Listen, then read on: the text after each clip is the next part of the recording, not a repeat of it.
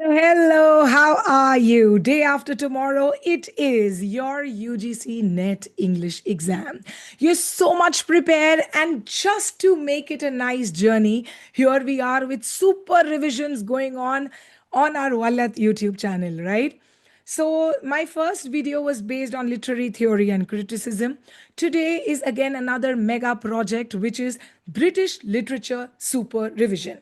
As I told you in my first video, obviously I will not cover everything. For that, you need a good 6 month, 1 year, 1.5 years. Here, what I'm trying to do is you know the course, you know the writers. I am focusing on the important writers, the keywords, and the pattern that UGC Net follows, right? That is what my main idea is behind these super revision sessions. All right. So now, what is the plan for the day? Again, this is going to be one long video. I'm sure it's going to go for an hour. So as I told you in my last video, kindly take your water bottles. I also have it. I'll take breaks in between. We'll sip and we'll continue, right? Look, major literary periods in British literature are, we start with the Old and Middle English period, then we come to Renaissance, then we come to the Neoclassical or Augustan age, then we come to the Romantic age, then Victorian period, then modern and postmodern era. Okay, I will cover all these, which means all the important writers and their works here.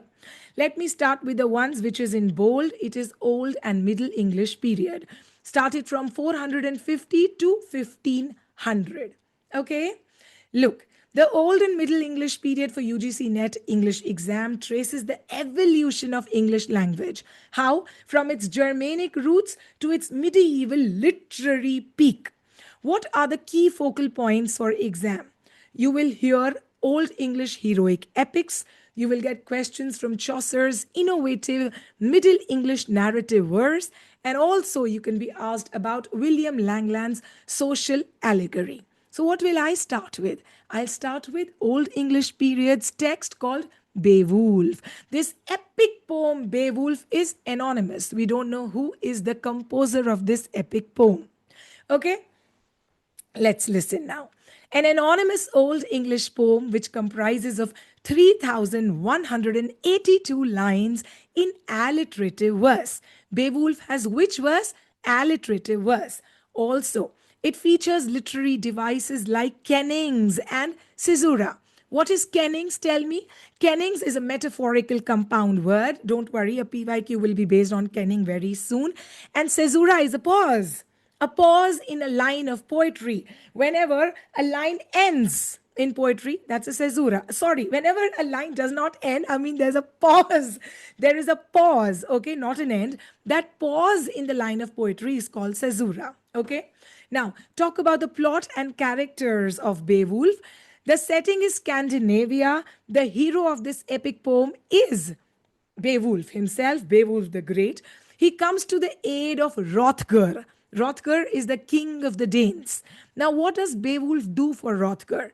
He defeats a monster whose name is Grendel. And not only Grendel, Beowulf defeats Grendel's mother also.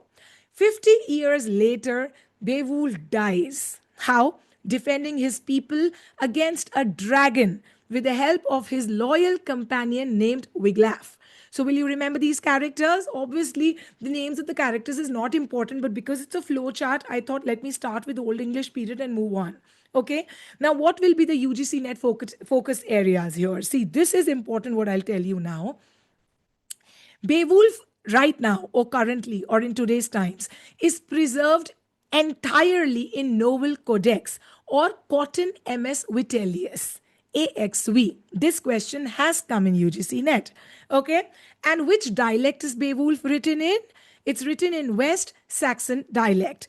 And also, critically, it has been discussed by J.R.R. Tolkien in his 1936 lecture, which was titled Beowulf, the Monsters and the Critics. That's the most critical, important discussion of Beowulf done by J.R.R.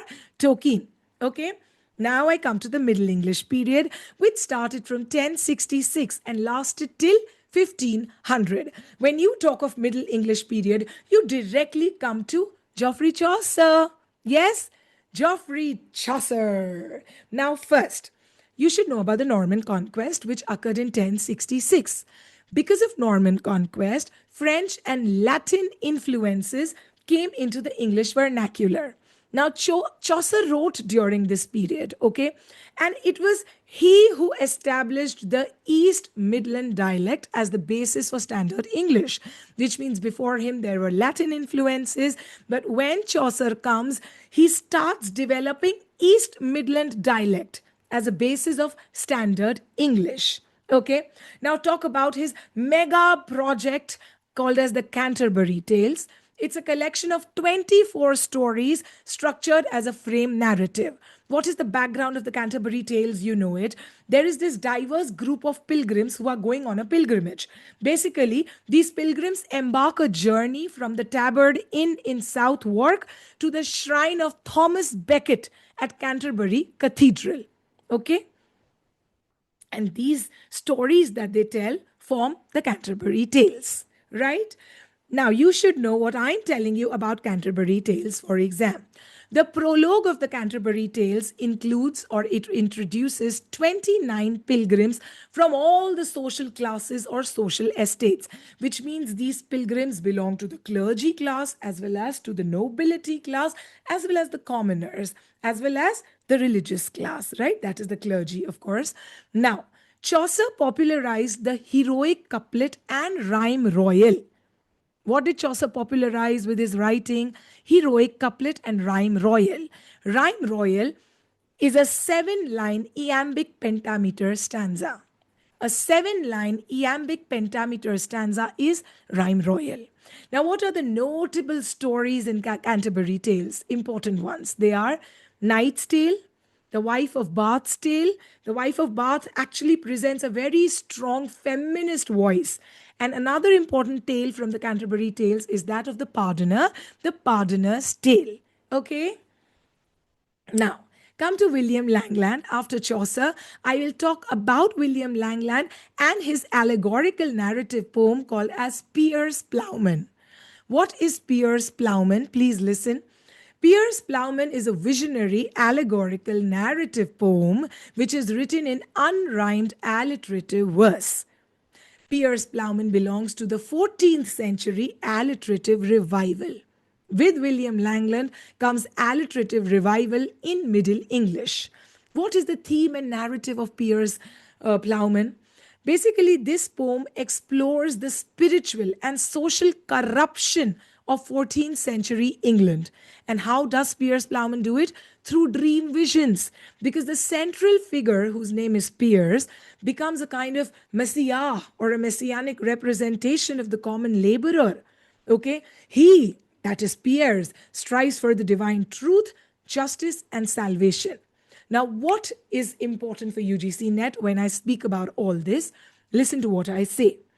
Often studied alongside the historical backdrop of the Peasants' Revolt of 1381 and the Black Death, which means Piers Plowman is studied with the historical backdrop of the Peasants' Revolt. That is why it talks of the corruption in society, right? And questions are frequently asked from different versions of Piers Plowman. So there was an A version, a B version, and a C version. And then Piers Plowman provides a colloquial contrast to the courtly refinement of Chaucer's work. Okay? So they have contrast in terms of their language. And now this is the most interesting part. Till now was the text. Let's revise with the help of these past year questions. Are you ready with me? Let's finish Old and Middle English literature with these PYQs. First, Beowulf focus areas. I'm going to ask the question and you answer. You know the answers very well. We just discussed them. This is a kind of revision in my super revision session. What is the unique manuscript that preserves Beowulf? Tell me. Answer is the Novel Codex, specifically Cotton MS Vitellius. This is the manuscript that preserves Beowulf today. Second, what is the specific dialect of Beowulf? Answer, it's a West Saxon dialect, which was the premier literary dialect of late Old English period. Third question, based on Beowulf again. Identify the poetic device where a metaphorical compound replaces a single noun. I just told you a metaphorical compound phrase when replaces a single noun is called kenning. Now take the example here. For sea, sea, pani, you say whale road, whale road. For sun, you say sky candle. Here, whale road and sky candle are examples of kenning. And the last question related to Beowulf is match the standard foundational text of modern Beowulf criticism to its author. It's a match the following, which is a favorite of net. So you're going to match J.R.R. Tolkien with his work named Beowulf, the Monsters and the Critics, published in 1936. Easy. Now come to PYQs related to the Canterbury Tales. Canterbury Tales. Please listen to me nicely. Question number 1. What is the setting and parameters of the journey that the pilgrims take? Answer. The pilgrims gather at the Tabard Inn in Southwark. They head to the shrine of St. Thomas Becket at Canterbury Cathedral. Which cathedral? Canterbury Cathedral, and therefore the name the Canterbury Tales. Question number 2. How many tales did Chaucer plan versus how many were completed? Chaucer had a big project in his mind. Chaucer actually planned 120 tales. He said 4 tales will be told by each pilgrim, 2 while going to Canterbury, 2 while returning. But let me tell you, only 24 tales were completed. Now come to question number 3. Which tale is meant to serve as a direct sequel or a companion piece? In the Canterbury Tales, which tale is a direct sequel? Answer. John Lydgate wrote The Siege of Thebes. Remember, The Siege of Thebes by John Lydgate is a companion piece to The Knight's Tale. To The Knight's Tale. Done with PYQs. Okay, one more of the Canterbury Tales. Identify the character who has been married 5 times and she acts as a proto-feminist voice in the Canterbury Tales. Who marries 5 times? She's the wife of Bath. What's her name? Alison. And come to the PYQs of Piers Plowman by William Langland. Look here, you know it already. Question number 1. What are the major sections or chapters of Piers Plowman called? They are called passus. Passus actually means steps, CD in Latin. Chapters, sections, steps, passus.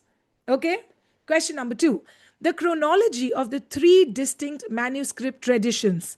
Tell me, what is the chronology of the 3 distinct manuscript traditions? Listen to me.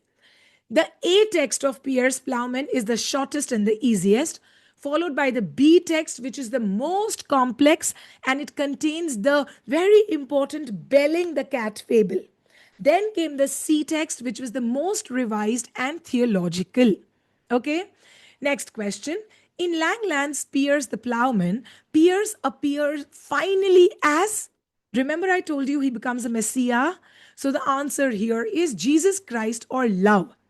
Specifically, Piers transforms from a human laborer into a messianic savior figure fighting the Antichrist.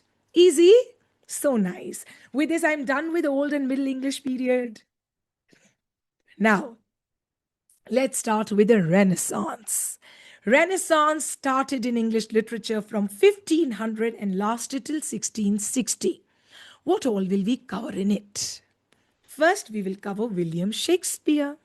Shakespeare lived from 1564 to 1616. You need to know his major tragedies. They are Hamlet, Othello, King Lear, and Macbeth.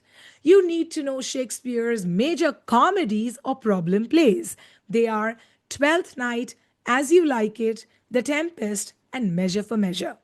Then came Shakespeare's sonnets, total 154 sonnets published in the year 1609. Now, don't worry, we'll talk more of Shakespeare, but then actually you don't need so much. What do you think? So maybe we can skip it, but yes, when you talk of Renaissance, you start with the Elizabethan age, you have to talk about Shakespeare. Come to Christopher Marlowe. Marlowe lived from 1564 to 1593. Such a short life, such a short life. He represents the peak of the university wits. And it was Marlowe who established the dramatic power of the blank verse. And that is why blank verse is famously called as Marlowe's mighty line. Marlowe's mighty line refers to his blank verse. Talk about Dr. Faustus by Christopher Marlowe. Net will heavily test the difference between the shorter A text of 1604 as compared to the longer, more comedic text, which is B text of 1616. So Dr. Faustus came in 1604 A text, 1616 comedic B text. And what is the final dramatic soliloquy of Dr. Faustus? Listen to the final lines of Dr. Faustus. Ah, Faustus, now hast thou but one bare hour to live. And also the specific comic subplots involving Wagner and Robin. Wagner and Robin are parts of Dr. Faustus. Come to another work by Christopher Marlowe. It is the Jew of Malta, very important. Jew of Malta features Barbadas. Barbadas, he is a Jew, and it's frequently examined for its structural influence on The Merchant of Venice by Shakespeare. So, The Merchant of Venice by Shakespeare was influenced by, the influence Jew of Malta featuring Barbadas. And Barabbas. I'm so sorry, I'm calling it Barbadas again and again. Sorry, it's Barbados. But here, the Jew of Malta is Barabbas. Let me correct it. Of course, it's Barabbas. Now, Edward the Two by Christopher Marlowe is an English historical chronicle play. A very famous historical chronicle play by Marlowe is Edward II. Lovely. Now come to the metaphysical poets. Here I talk of John Donne. Donne lived from 1572 to 1631. And Donne actually shifted away from the smooth Elizabethan love poetry towards a complex psychological realism. John Donne shifted from Elizabethan era to this colloquial diction and intellectual wit. How? Through his use of the metaphysical conceit. Please connect the metaphysical conceit with John Donne. What is metaphysical conceit? It's the mechanics of his startling analogies, how he compares the twin compasses, how he compares things which cannot be compared. That is the metaphysical conceit. We will talk about it. Like he compares, the twin compasses are a part of a valediction forbidding mourning. Or he talks of the religious trinity as a cosmic telescope, or, he talks of the trinity as a telescope. He talks of flea in his secular poems. It's crazy the way he discusses, In his love poem, he says that now the flea has actually bitten you and bitten me. So inside the insect, our bloods, they have already mixed, they have already consummated. So we can do the same. That is how he talks. Who? John Donne. And then he came to his holy sonnets. Oh God, they are so famous, but here you should focus specifically on the exact text of Death Be Not Proud, which is his sonnet number 10, and also his sonnet number 14, which is Batter My Heart, 3% God. These are the famous holy sonnets by John Donne. Now, critical evaluation, you need to know this. Dr. Samuel Johnson was the one who coined the term the metaphysical poets in his Life of Cowley of 1779. Will you remember? During Donne's time, he did not coin the term the metaphysical poets. It was Dr. Samuel Johnson who coined it in 1779. Okay. Noting that these metaphysical poets yoked heterogeneous ideas by violence together. Now, T.S. Eliot famously revised interest in these metaphysical poets through his 1921 essay called The Metaphysical Poets. Praising them, T.S. Eliot praised the metaphysical poets in his 1921 essay, The Metaphysical Poets. Why did he praise them? Why did he praise the metaphysical poets? Eliot said that they combined thought and feeling. They combined thought and feeling before the dissociation of sensibility took place in English literature, actually. Okay, now come to another famous writer of the Renaissance time. It is John Milton. Worked from 1608 to 1674. Milton is actually sitting at the intersection of the late Renaissance and the Commonwealth period. Will you remember? He sits at the intersection of the late Renaissance and the Commonwealth period. And the most targeted work of Milton in the exam has to be Paradise Lost. Paradise Lost by John Milton, right? Now, you should know the first edition of Paradise Lost contains 10 books. It came out in the year 1667. The second edition of Paradise Lost came in the year 1674 and it was reorganized into 12 books. Why? To mirror Virgil's classical epic layout. According to Virgil, an epic should have 12 books. So that is what the second edition of Paradise Lost did. And Milton states his central idea in book 1. What does he say for Paradise Lost? To assert eternal providence and justify the ways of God to men. Paradise Lost was written entirely in the grand, unrhymed blank verse. Will you remember? Obviously you will. You already know all this, right? You're just feeling confident about yourself. Come, now, talk about what UGC Net loves about Paradise Lost. Milton invokes muses. He invokes Urania, the heavenly muse, at the opening of book 1 and book 7. Okay? Now, in book 11, Milton references exotic global empires. He names Agra and Lahore of Great Mughal. Remember this. So it is in book 11 that you have a cross-cultural reference. What does Milton say? Agra and Lahore of Great Mughal. And in book 9 of Paradise Lost, Adam eats the forbidden fruit, not out of deception, but because of his deep love for Eve. He acts explicitly against his better knowledge. He knows the apple should not be eaten, but because he loves Eve, he eats the apple. That happens in book 11 of Paradise Lost. So now you know this. Book 1, 7, Urania, the heavenly muse, is invoked. Book 11 has a cross-cultural reference. And book 9, Adam eats the forbidden fruit. Now, other important Milton works are Aeropagitica of 1644. It's a prose tract written to oppose the Licensing Act of 1643. The Licensing Act actually curbed the, freedom of printing. So Aeropagitica actually defended the freedom of unlicensed printing. Next by Milton is Samson Agonistes of 1671. Samson Agonistes is a closet drama designed on the architectural blueprint of classical Greek tragedy. Okay? Lovely. Now, come to this. Questions.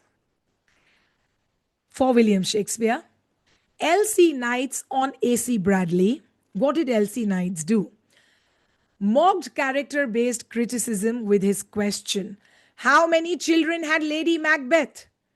So Knight basically wrote this work called as How Many Children Had Lady Macbeth? This is his 1933 essay. This was Knight's way of mocking Bradley. Okay. Now, another important thing, during Shakespeare's times, the plays were owned by theatre companies, example, Lord Chamberlain's Men, and not by the playwright. Okay. Another famous thing from PYQ is Falstaff's first words in Henry IV, is, now, Hal, what time of the day is it, lad? Then talk about cross-dressing that Shakespeare actually made very famous. In Two Gentlemen of Verona, Julia becomes, a man, Sebastian. And also Samuel Johnson said for King Lear, or Samuel Johnson on King Lear, did not cite the Neoplatonic idea of decorum regarding Cordelia's death. That is what Samuel Johnson's views were on King Lear. That it did not cite the Neoplatonic idea of decorum regarding Cordelia's death. Okay? Now, PYQ pattern for Christopher Marlowe and the university wits. Chronological questions will come, will come, will come. For instance, talk about Marlowe's works. Tamburlaine appeared in 1587, followed by the Jew of Malta of 1589, followed by Edward II of 1592, followed by Dr. Faustus of 1604. Now, Faustus's A versus B text. The 1616 B text contains more anti-papal and slapstick comedy. I told you it's more comedic. Now, pre-Shakespearean influence, you need to know this. Thomas Kyd's The Spanish Tragedy set the template for Hamlet. Okay, so Hamlet was actually inspired by The Spanish Tragedy by Thomas Kyd. That's a pre-Shakespearean influence. Can come. Now, PYQ questions based on John Donne and the metaphysical poets. Please listen. Who is the term coiner of the metaphysical poets? I just told you. He is Dr. Samuel Johnson in his work Life of Cowley of 1779. Now, the metaphysical concedes that John Donne loved using the souls of lovers. The souls of lovers are compared to the twin feet of a compass. Imagine the compass in his poem A Valediction Forbidding Mourning. And T.S. Eliot in the year 1921 praised metaphysical poets' fusion of thought and feeling. Let's move on to John Milton's Paradise Lost and his prose. What will be the PYQ pattern? Structural changes, of course. It expanded from 10 books of 1667 to 12 books of 1674. Then Adam's fall. Adam consciously chose to eat the fruit out of love for Eve. Quote, fondly overcome with female charm. Then the allusion in Paradise Lost, Tuscan artist in Paradise Lost refers to Galileo Galilei. And companion poems, you should know, by John Milton. Companion poems are L'Allegro and Il Penseroso. What do they mean? L'Allegro means joyful man. Il Penseroso means melancholic man. Lovely. Now, let's talk about the other key Renaissance figures. They have to be Spenser and Sidney. Spenserian stanza has 9 lines. A, B, A, B, B, C, B, C, C. The last C is Alexandrine, that's in the last line. Then Sidney's sonnet sequence, very famous, Astrophil and Stella. It contains 108 sonnets and 11 songs. And the first anthology in English literature was Total's Miscellany of 1557 that introduced the sonnet to England. Nice? Done. Now, before I end this Renaissance, I have to talk to you about Jacobean's revenge tragedies. The best way to do it is through PYQs. How Jacobean tragedy is distinguished from Elizabethan tragedy? Tell me. You should know for reason assertion questions. Look, Jacobean tragedy is characterized by a pervasive atmosphere of political corruption, profound moral ambiguity, and psychological degeneration. Jacobean tragedy deliberately avoids optimistic resolutions. Okay? Next, Thomas Middleton's The Revenger's Tragedy. How critics define its tone. How critics define the tone of The Revenger's Tragedy by Thomas Middleton. Answer. It is noted as an exemplar of black camp. Remember this term, black camp. That is, weaponizing theatrical exaggeration, moral transgression, and dark humor to dismantle moral authority. That is what black camp is. And that is how critics have defined The Revenger's Tragedy. Next question. Identify the play or character associated with these lines. Quote, cover her face, mine eyes dazzle, she died young. Answer. These lines were spoken by Ferdinand in John Webster's tragedy, The Duchess of Malfi, upon looking at his strangled sister. Next question. You can identify non-villainous characters among typical Jacobean malcontents because Jacobean tragedy had such bad villains. So, can you identify the villains and the non-villainous characters? Characters like De Flores of the Changeling and Bozola of the Duchess of Malfi are villainous. Remember, De Flores and Bozola. Whereas the ones that represent moral purity amidst court decay are Antonio in the Duchess of Malfi, Castiza in the Revenger's Tragedy. So the good characters are Antonio and Castiza, bad ones are De Flores and Bozola. Now, you have to arrange these transgressive, darkly comedic events of the Revenger's Tragedy in their exact chronological sequence. Match the following chronological sequence, publication dates, expect many questions from these day after. So, here are the events from the Revenger's Tragedy. Can we arrange them in chronological sequence? Yes, we can. First is disguise. Windus assumes the identity of Piatto to enter the corrupt court. Second is affair. The Duchess engages in a forbidden relationship with her stepson Spurio. Then comes power shift. Lusurioso takes control, initiating changes in the court hierarchy. And then comes the conclusion. The new ruler, Antonio, orders the execution of the key figures in the play. Done. So with this, I am done with the two periods. I'm done with Old, Middle English, Renaissance, which had all these chota Elizabethan era and all, metaphysical, like everything of the Renaissance, starting from 1500 to 1616. Now I will come to the Augustan age, which is famously known as the Neoclassical age, started from 1660 to 1798. Are we ready to listen about the Neoclassical age? Yes, we are. What does neoclassical age focus on? It focuses heavily on satire, classical imitation, order, and rise of prose. Writers of neoclassical era sought to emulate the classical precision of the Roman Emperor Augustus. They tried to copy the Augustus's reign. Therefore, neoclassical era becomes Augustan age, countering the emotional excesses of the preceding Renaissance. Okay? Now, famous writers of the Augustan age. First comes John Dryden, who lived from 1631 to 1700. Dryden dominated the Restoration segment of this era. Remember, Dryden dominated the Restoration segment of the Neoclassical age. He dominated it so completely that the Restoration era is also called as the Age of Dryden. What are the political satires by John Dryden? Macflackno of 1682. It's a mock heroic satire which is written in heroic couplets, and this Macflackno targets Dryden's rival Thomas Shadwell. What does Dryden do here? Shadwell is crowned the heir of the kingdom of nonsense. Thomas Shadwell, who is attacked by Dryden in Macflackno. So Shadwell is crowned as the king of nonsense in the kingdom of nonsense by the dull poet Richard Flackno. What is the heroic play by John Dryden? Tell me. Mock heroic satire was Macflackno. Heroic play is All for Love of 1677.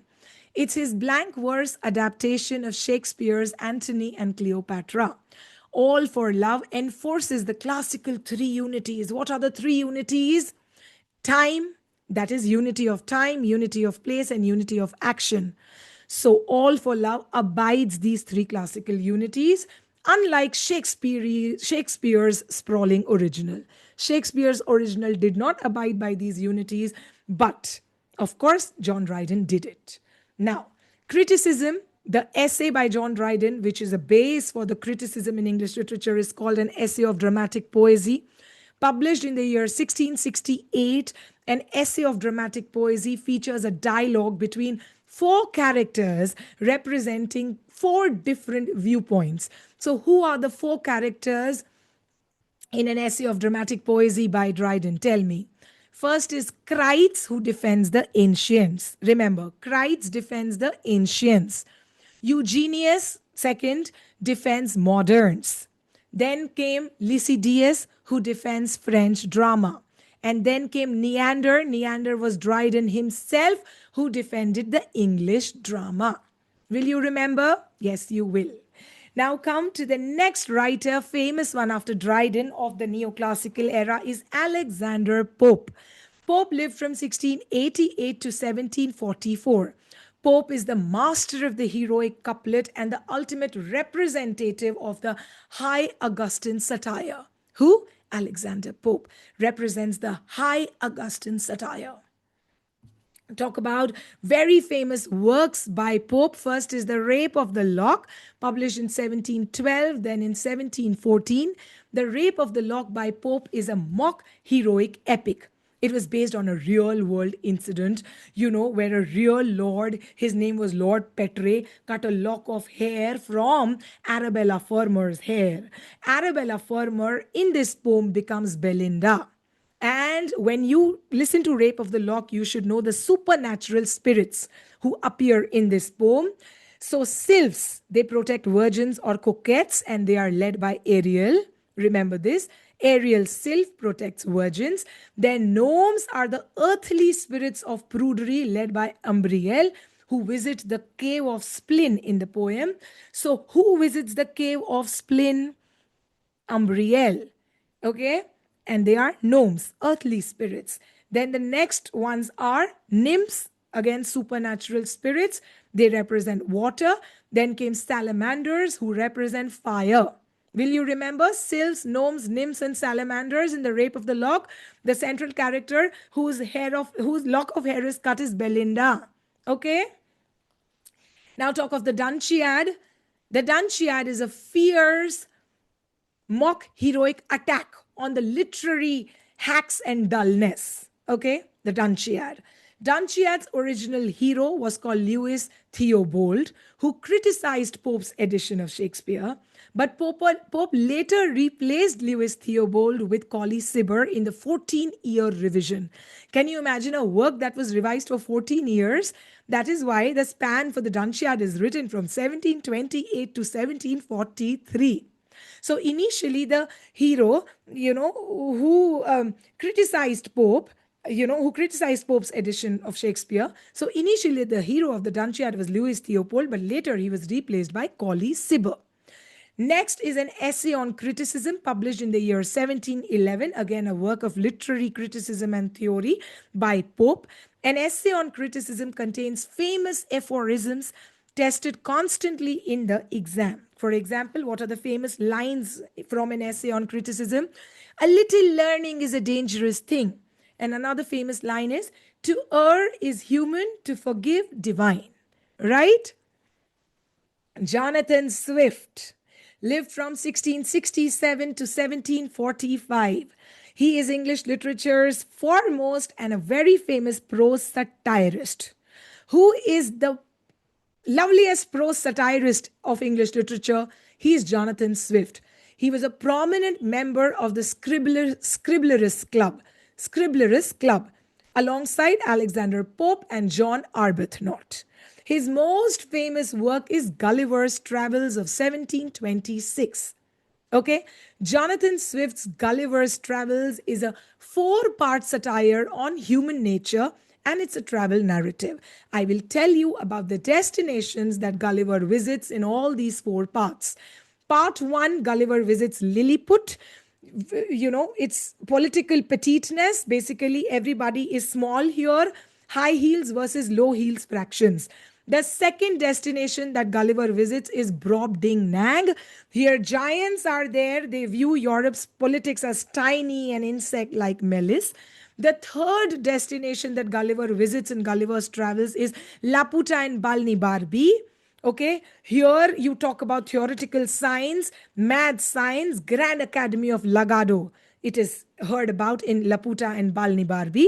And the last destination that Gulliver will visit is country of Hunhims. Country of Hunhims. Here, horses are rational, they are called Hunhims, whereas humans are brutal, who are called Yahoo. So humans are brutal Yahoos, horses are rational, Hunhims. Will you remember? Yes, you will. Next, Jonathan Swift's A Tale of Tub. After Gulliver Travels, I'll talk of Tale of Tub, which was published in the year 1704. It's actually an allegory of three brothers. Will you remember? A Tale of Tub is an allegory of three brothers. Peter, who represents Catholicism, Martin, who represents Lutheranism or Anglicanism, and Jack, who represents Calvinism or dissenters. They inherit quotes from their father, satirizing religious division. Quote, literally a quote. Okay? Lovely. Now, after Jonathan Swift, I'm going to talk about Samuel Johnson, very famously called as Dr. Johnson. Lived from 1709 to 1784. Dr. Johnson anchored the late neoclassical period, which was also called as the Age of Johnson. Most famous works by Samuel Johnson are first, a dictionary of the English language, which was published in the year 1755. This dictionary took 9 years to complete. It is celebrated for its personal idiosyncratic definitions. You have to listen to one of the definitions from the dictionary. Actually, Dr. Johnson describes oats as a grain, which in England is generally given to horses, but in Scotland supports the people. That's so bad. Oats, a grain in England given to horses, but in Scotland supports people. Imagine today's dictionary describing words like this. Oh God. But Dr. Johnson did it in the year 1755 with his A Dictionary of the English Language. Then came the lives of the most eminent English poets. This is so important because it was in this work that he coined the term metaphysical poets. Yes, The Lives of the Most Eminent English Poets is a biographical and critical study of 52 poets. Then came Rasselas of 1759. It's a philosophical novella about the Prince of Abyssinia who escapes the happy valley to search for the secret of true human happiness, only to find disillusionment everywhere. That is 1759 novella Rasselas by Samuel Johnson about the Prince of Abyssinia in search for true happiness. What does he escape? Happy valley, but he does not get it anywhere. Wow, done with the neoclassical and Augustan age. I am so ready to talk about Romanticism. Please listen to me. Romanticism started from 1798 and ended in 1837. It's an intellectual and philosophical counter-revolution against the mechanistic rationalism of the 18th century Enlightenment, against the urban grime of the Industrial Revolution. That is what Romantic Age was. It was actually catalyzed by the radicalism and the subsequent disillusionment of the 1879 French Revolution. Rather than a simple appreciation of nature, what will NTA do? It actually considers this era as a complex shift from external poetic order to internal intuition, right? Split distinctively between the conservative old romantics and the radical younger romantics. Please remember, the older romantics were conservative, example Wordsworth and Coleridge. The younger romantics were radical but tragic, for example Byron, Shelley and Keats. Romantic era officially dismantled the strict neoclassical heroic couplet. How? Romantic era revived classic expressive Renaissance forms. Romantic era worked on Spenserian stanza, ottava, rima, blank verse, giving rise to highly diverse subgenres like Gothic novel, novel of manners by Jane Austen, then highly subjective and personal essays by Charles Lamb and Thomas de Quincey. Okay, that is Romantic era in a nutshell. And what have I done? I have actually thought about making you understand Romantic age through PYQs. See, first will be a journalism history kind of question. You can see a critical review. Let me give you a question you'll understand. Which influential 19th century literary journal labeled the younger generation of romantics, especially Leigh Hunt and John Keats, as the Cockney school of poetry? Which 19th century journal did it? The answer is Blackwood's Edinburgh Journal. Please remember this. In this magazine, Blackwood's Edinburgh magazine, there were articles written by Z. They were signed by Z, who was thought to be John Gibson Lockhart. Please remember, Z wrote articles in Blackwood's Edinburgh magazine, and they called the younger generation of Leigh Hunt and John Keats as Cockney. Why?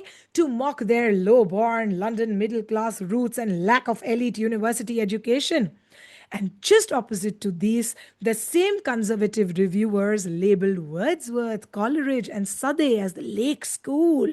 Lake School is fashionable, Lake School is posh, Lake School is educated. Cockney School versus Lake School. Nice?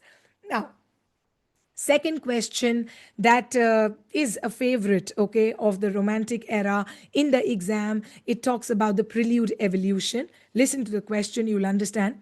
William Wordsworth's autobiographical masterpiece, The Prelude, went through multiple textual evolutions. How many books did this poem contain in its final published version? And also tell us the working title, that is the original working title of The Prelude. Many answers in this question. First, let's talk about the books in the final published version are 14. So it contained 14 books in its final version, published posthumously in 1850 by William Wordsworth's wife, Mary Wordsworth. And the working title during his life, during Wordsworth's life, was simply The Poem to Coleridge. The Poem to Coleridge. And here is the trap. Please listen to me. The early 1799 version of the Prelude had only 2 books. 1805 version had 13 books.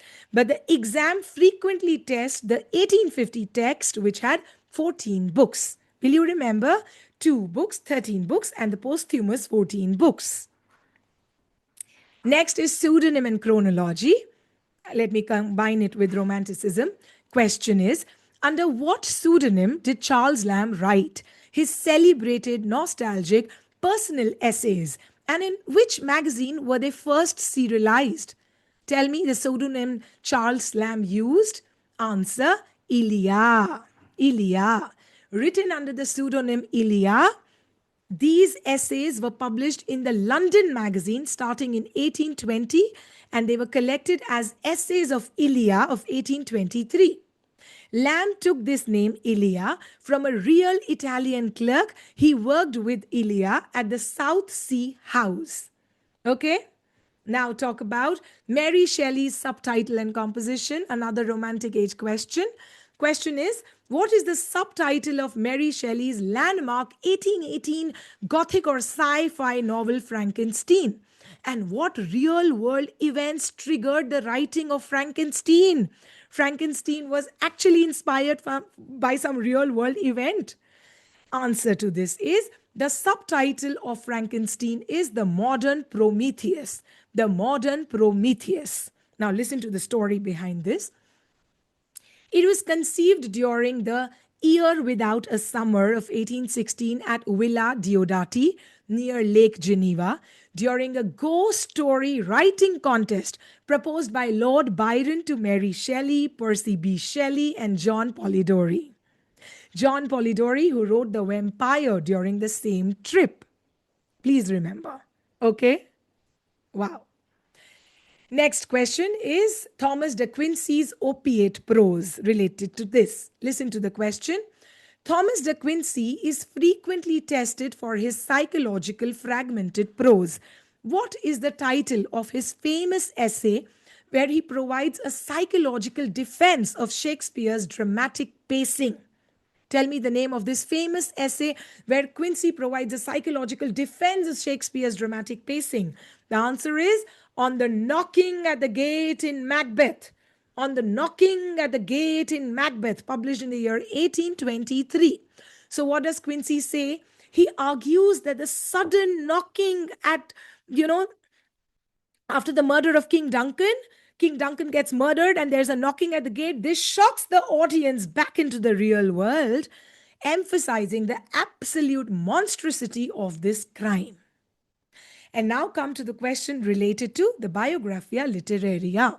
Question says, in which text and chapter does the distinction between the primary and the secondary imagination appear? Answer is S.T. Coleridge's Biographia Literaria, chapter number 13. chapter number 13. Now, the trap again here is please do not confuse it with chapter number 14 because chapter 14 deals with the definition of a poem and the willing suspension of disbelief. It is chapter 13 that is strictly the philosophical breakdown of imagination versus fancy. Will you remember? Yes, you will. With this, I'm done with the four eras. And now let me come to the Victorian period. Let me take just a 1 minute water break and I'll be here. Let me just pause my recording and we'll start with the Victorian period. Now let's come to the Victorian period, which started from 1837 and lasted until 1901. UGC Net English shifts focus from the romantic individual intuition towards the sweeping social transformations of industrialization, urban crisis, and tension between science and religion. All this happens during the Victorian period. So, what is the focus on?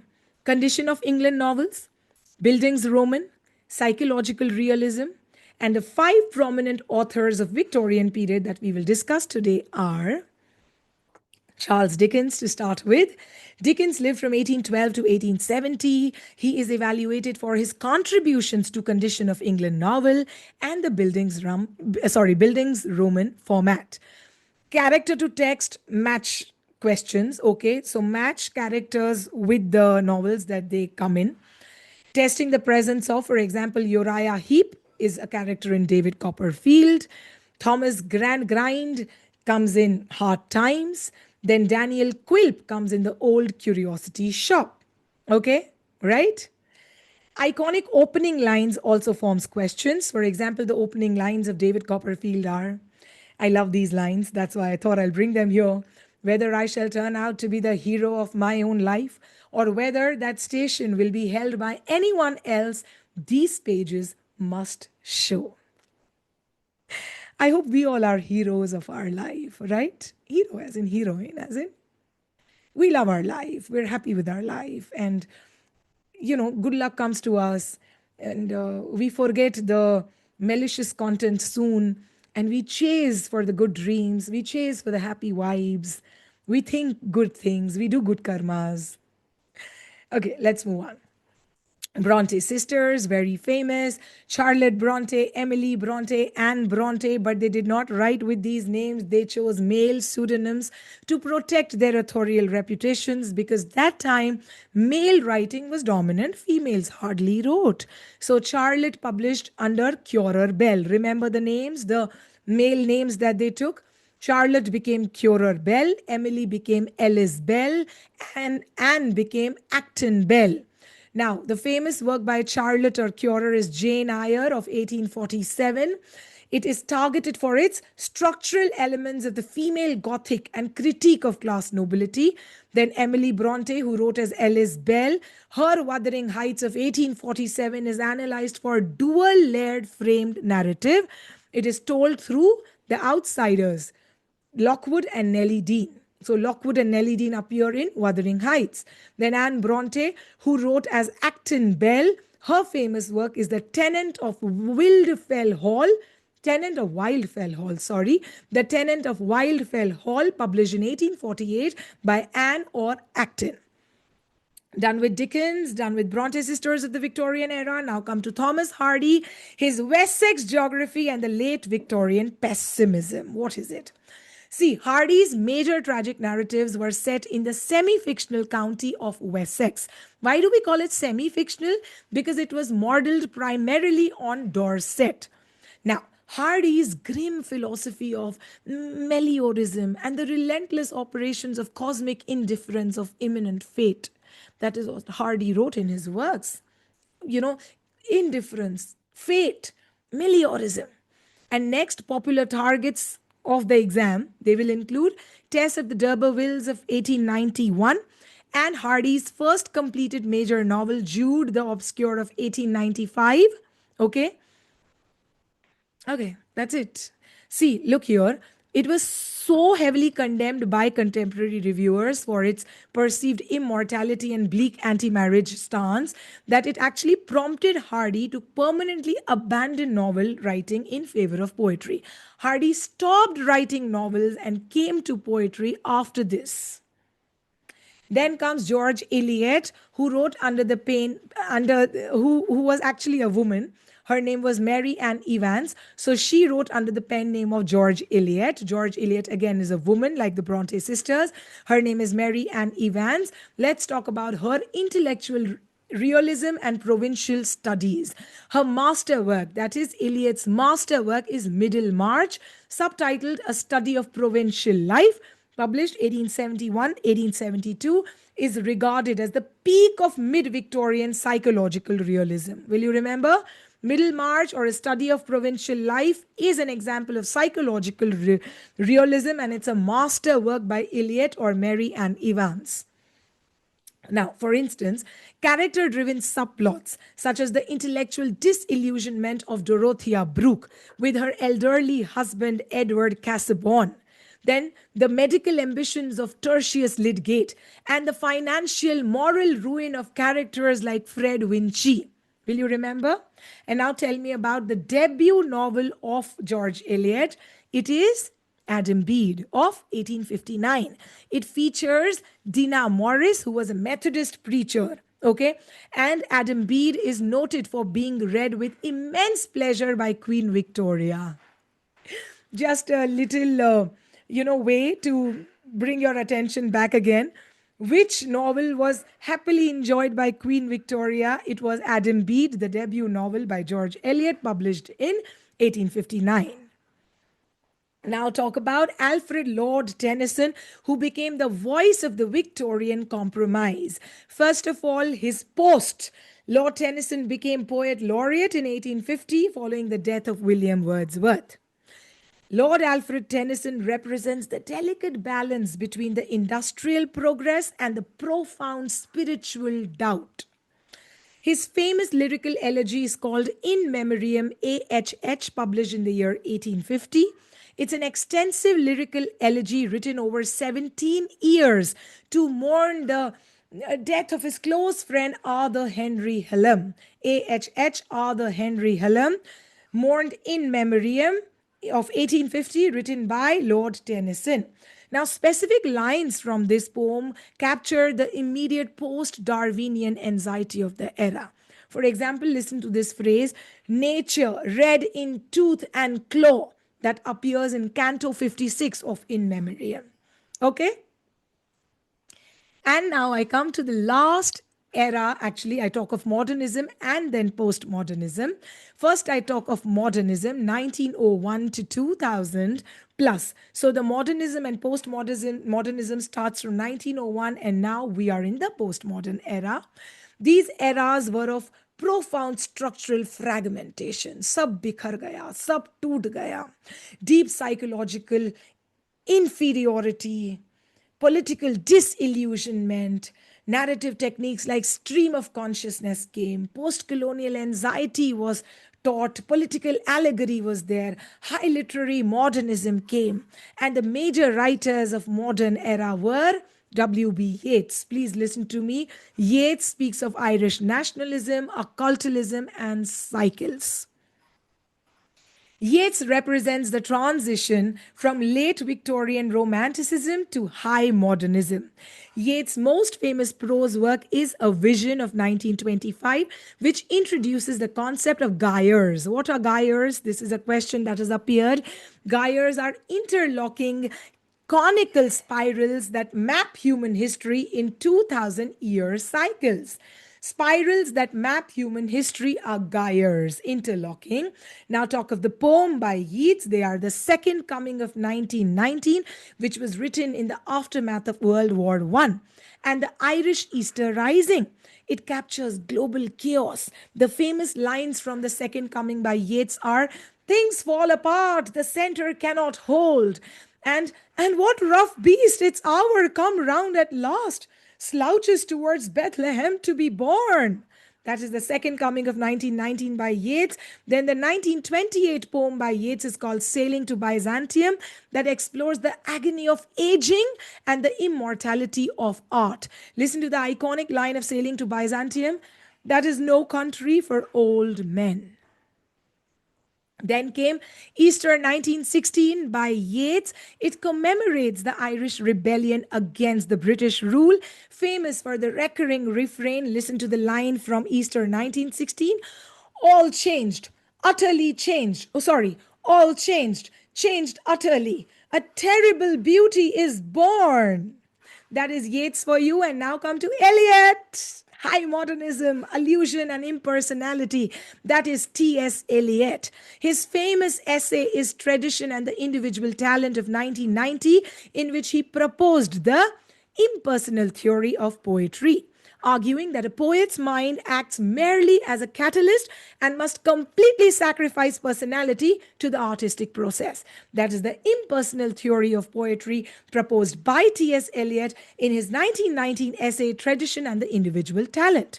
Then came his essay Hamlet and His Problems, where Eliot coined the term objective correlative. What is objective correlative? It's a formula of objects, situations, and events used to evoke a specific emotion in the reader, arguing that Hamlet is an artistic failure because Hamlet's emotions exceeds the facts of the play. Will you remember Hamlet and His Problems of 1919 by Eliot? Now, talk of his poetic masterpiece, which is The Wasteland of 1922. You have to know the 5 sections of The Wasteland. You have to memorize them in order. You have no choice.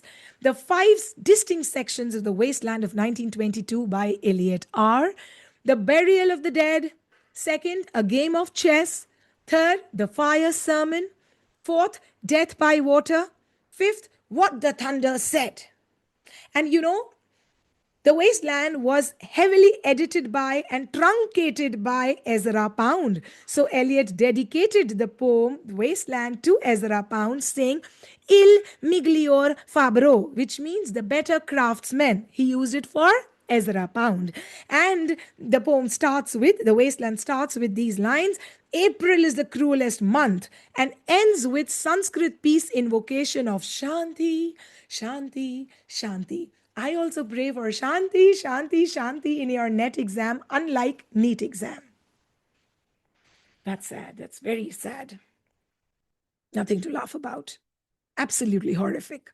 Okay, now the love song of J. Alfred Prufrock of 1915 is a modern dramatic monologue by T.S. Eliot. It captures urban alienation and emotional paralysis.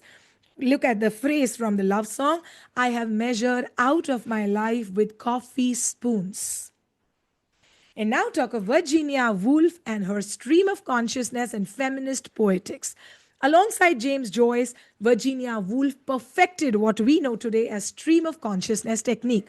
What it is, this term originally was coined by William James. Please remember, stream of consciousness term was coined by William James. It was perfected by Joyce and Woolf. It traces the non-linear flow of human thoughts and memories and sensory perceptions. Not just this, Virginia Woolf frequently used epiphanies, or what she termed as moments of being, to ground her characters' inner transformations. She called these inner transformations as epiphanies or moments of being. Now, talk about Mrs. Dalloway, 1925 novel by Virginia Woolf. Mrs. Dalloway chronicles a single day in the life of Clarissa Dalloway as she prepares for a party, juxtaposed against the shell-shocked World War I veteran soldier Septimus Warren Smith, A Single Day in June. Another famous novel by Virginia Woolf is To the Lighthouse of 1927, which is divided into 3 sections: The Window, Time Passes, and The Lighthouse. This tracks the Ramsay family and the painter Lily Briscoe, whose final completed canvas structurally unifies the book. Otherwise, the book is not unified, but finally, Lily Briscoe paints a painting and To the Lighthouse is done with. Her feminist manifesto came with her landmark essay called A Room of One's Own of 1929. I have done a dedicated video based on A Room of One's Own by Virginia Woolf. This A Room of One's Own was actually based on her lectures that she delivered at Cambridge. It asserts that a woman needs to have a room of her own and money if she's to write fiction. And a very famous character she invented in A Room of One's Own was Judith Shakespeare. Judith Shakespeare was Shakespeare's imaginary sister. And Virginia Woolf said that if Judith Shakespeare was equally talented, in fact, more talented sister to Shakespeare, she would die tragically. She would die tragically because the society would have denied her education and her performance on the stage because she was a female. Shakespeare, the imaginary sister of Shakespeare, would have had a tragic death because she was a female. That is what Virginia Woolf said in her essay, A Room of One's Own of 1929. I am done. I'm fumbling because of speaking so much. Chalo, done. We are almost at the end. Talk of James Joyce, high modernist epic and avant-garde prose. James Joyce's novels are Ulysses of 1922, which is structured across 18 episodes that loosely mirror Homer's Odyssey. Ulysses' entire narrative takes place on a single day, just like Mrs. Dalloway's, right? Just like Mrs. Dalloway. Single day, Ulysses' single day of June 16, 1904. Now globally, June 16th is called as Bloomsday. What does Ulysses do? It tracks the wanderings of Leopold Bloom, who is the modern Odysseus, then Stephen Dedalus, who is the Telemachus, and closes with the interior monologue of Molly Bloom, who is Penelope, repeating her famous affirmation. Listen to what Molly Bloom says at the end of Ulysses. And yes, I said yes, I will, yes. The next work by James Joyce is a portrait of the artist as a young man of 1916. It's a definitive consul roman. What is a consul roman? A novel tracing the developmental growth of an artist. Developmental growth of an artist. That is consul roman, featuring the alter ego of James Joyce, whose name is Stephen Dedalus. Stephen Dedalus. Then came Dubliners by Joyce, published in the year 1914. Dubliners is a collection of 15 short stories. 15 short stories capturing the spiritual paralysis of Dublin, concluding with the story The Dead. The Dead. Dubliners ends with The Dead. 15 short stories about spiritual paralysis of Dublin. Now talk of George Orwell, his political allegory and dystopian fiction. George Orwell represents the mid-century shift towards sharp political disillusionment, anti-totalitarianism, and democratic socialism. George Orwell's Animal Farm will tell you all this. Animal Farm of 1945 is a sharp satirical allegory about the 1917 Russian Revolution and the rise of Stalinism. Major characters of Animal Farm include Old Major, who represent Karl Marx or Lenin, Napoleon, who represents Stalin, and Snowball, who represents Trotsky. All these are animals. All these are animals. Please remember, Old Major, Napoleon, and Snowball. The central corrupt commandment of the farm is a favorite for the exam. So the line that forms the basis of the Animal Farm is, all animals are equal, but some animals are more equal than others. Here, those animals are pigs. The pigs become the kings, the totalitarian rulers, and they say all animals are equal, but some animals are more equal than the others. They start sleeping on the bed. They start drinking. Who? The pigs in Animal Farm. Next came 1984 by George Orwell. It is a dystopian novel that introduced terms to English lexicon like Big Brother, Thought Police, Double Think, Newspeak, Room 101. Room 101 in 1984 was a torture chamber containing a victim's worst nightmare. Rats were brought into his face. It follows the tragic rebellion of Winston Smith against the totalitarian party led by Big Brother. But what is his end? Rats are brought to Winston Smith's face. Now I come to postmodern literature, and I thought I'll do a quiz on it. So I have few questions related to postmodern literature. Common. They do appear in PYQs. They do appear in mock test. First is the theorist match, which means match the following. Question is, which postmodern cultural theorist introduced the concept of hyper-reality and simulacra? arguing that contemporary society has replaced all reality and meaning with symbols and signs, using Disneyland as a primary example. Tell me, who brought the concept of hyper reality and simulacra? A. Frederick Jameson, B. Jean Francois Lyotard, C. Jean Baudrillard, or D. Jacques Derrida? It is Jean Baudrillard. Baudrillard says we live in a world where the signifier has completely detached himself from the signified. Simulating a reality has become more real than the reality itself. That is what the theme parks are doing. That is what the water parks are doing, right? Hyperreality, simulacra. Please remember, contemporary society has replaced reality and meanings with symbols and signs, using Disneyland as primary example, said by Jean Baudrillard. He calls it hyper-real. Hyper-real. Question number 2, based on definitions. In his landmark 1979 book, The Postmodern Condition, Jean Francois Lyotard famously defines postmodernism as an incredulity toward which of the following? So the question is easy. Complete this following definition: incredulity toward A. Religious institutions, B. Meta narratives or grand narratives, C. Capitalist structures, or D. Scientific empirical data. It is, tell me, meta narratives or grand narratives. Listen to me. Lyotard said that postmodern era is defined by a total rejection of the absolute universal truth systems.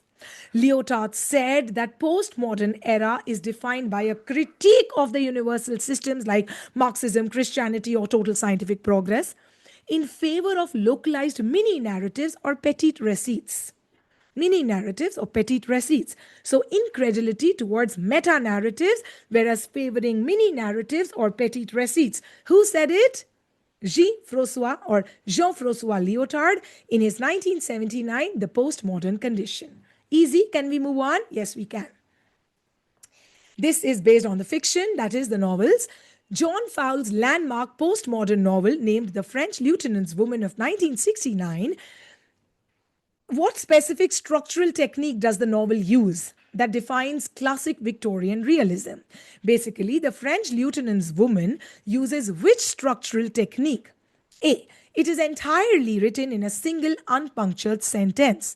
B. It offers 3 different mutually exclusive endings. C.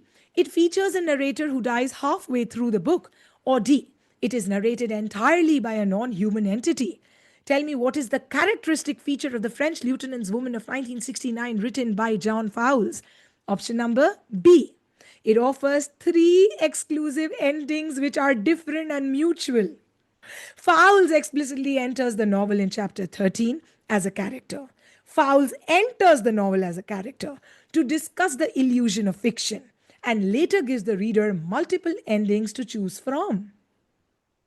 जो भी ending तुम्हें choose करनी है कर लो, मुझे क्या? That is what John Fowles said, shattering the authorial or the author's omniscience of Victorian literature. In Victorian literature, author was everybody. John Fowles in his postmodern novel said, readers, you are everyone. Do it. Do the way you like it. Choose the ending you want. Now, the question comes from the theater of absurd, very important. Tom Stoppard's famous postmodern play Rosencrantz and Guildenstern Are Dead of 1966 flips a classical Elizabethan tragedy on its head by turning 2 minor characters into the confused existential protagonists, which play serves as a structural source text. A. King Lear, B. Macbeth, C. Hamlet, or D. Othello. Just tell me which play serves as the structural source text for Rosencrantz and Guildenstern Are Dead of 1966. Hamlet. Stoppard takes Shakespeare's 2 minor courtiers from Hamlet, leaves them wandering on a blank stage, blending the structural backdrop of Elsinore with the existential dread of Samuel Beckett's Waiting for Godot. Okay, will you remember this? You will.